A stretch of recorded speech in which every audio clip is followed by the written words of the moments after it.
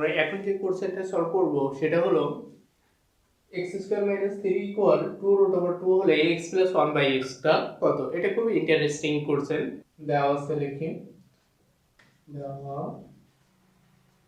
আছে x² - 3 = 2 √2 বা x² = 2 3 plus 2 √2 অতএব x² = 3 plus 2 √2 এখানে 1/x² = 1/3 plus 2 √2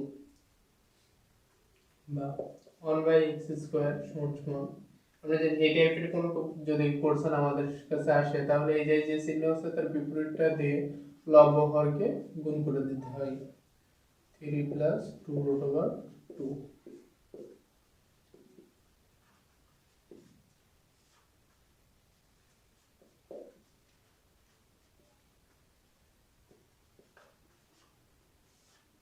আমাদের এই জায়গায়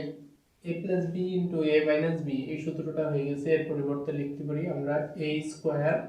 minus b square 1/x² = 3 minus 2 √2 divided by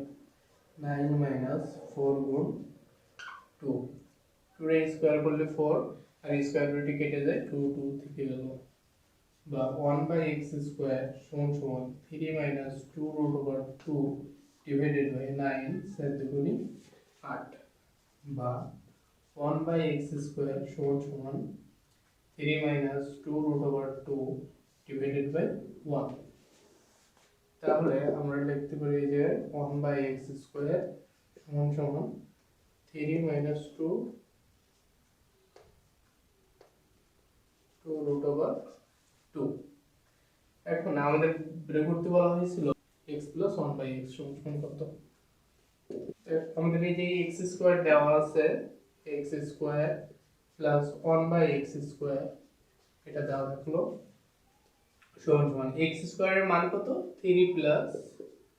2 √2 বা x plus 1/x তার